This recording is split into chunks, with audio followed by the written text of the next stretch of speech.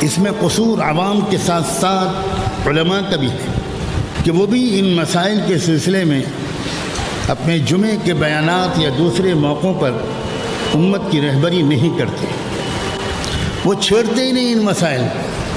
علماء کو اپنی علمی، عقلی و فکری سطح بہت بلند کرنے کی ضرورت ہے۔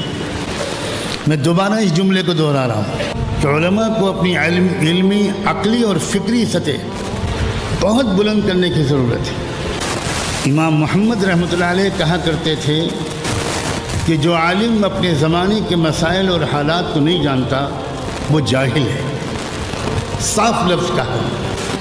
اور یہ امام محمد رحمۃ اللہ علیہ تنہا نہیں ہے، اس طرح کے جملے دوسرے ائمہ سے، فقہا سے بکثرت منسوب ہے۔ اسی لیے امام محمد رحمۃ اللہ علیہ نے صرف حیض و نفاس کے مسائل پر کتابیں نہیں لکھی۔ امام محمد کی مائے ناز کتاب ہے کتاب السیر، جس کا پوری کتاب کا موضوع یہ ہے کہ دوسرے سماجوں اور قوموں کے ساتھ امت مسلمہ کے تعلقات کیسے ہونے چاہیے۔ اور اس موضوع پر ہمارے فقہا اور محدثین نے میرے محدود ترین مطالعے میں علم کے مطابق 100 سے اوپر کتابیں لکھی۔ لیکن مجھے گستاخی معاف، شاید ہمارے آج کل کے علماء کو ایک کتاب کا نام بھی نہیں معلوم۔ ہمارے علماء بھی اگر فضائل اعمال تک اپنے کو محدود رکھیں گے تو اس سے بڑھ کر امت پر ظلم نہیں ہوگا۔ علماء کو اپنا مطالعہ بڑھانا چاہیے۔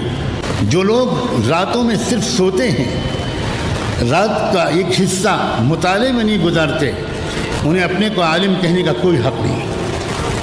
امام محمد رحمۃ اللہ علیہ پوری رات جاگتے تھے، برسہاں برس جاگتے رہے، صحت پر اثر پڑنے لگا۔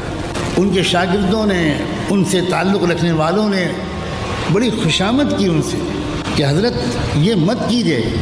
بہت دفعہ سنتے رہے، خاموش رہے۔ جب لوگوں کا اصرار بہت بڑھا تو کہا کہ کیوں نہیں سمجھتے اس بات کو کہ محمد رات میں اس لیے جاگتا ہے کہ امت رات میں آرام سے سوئے، امت کو یہ اطمینان رہے کہ کوئی بھی مسئلہ آئے گا تو ہم محمد سے پوچھ لیں گے اور وہ رہنمائی کر دے گا۔ عالم بننا کھیل نہیں ہے، دنیا کی سب سے بھاری ذمہ داری عالم بننے کی، نبی کا وارث بننا۔ نبی کا وارث بننے کا مطلب یہ کہ تم مجھ سے مصافحہ کرو، میری جوتیاں سیدھی کرو۔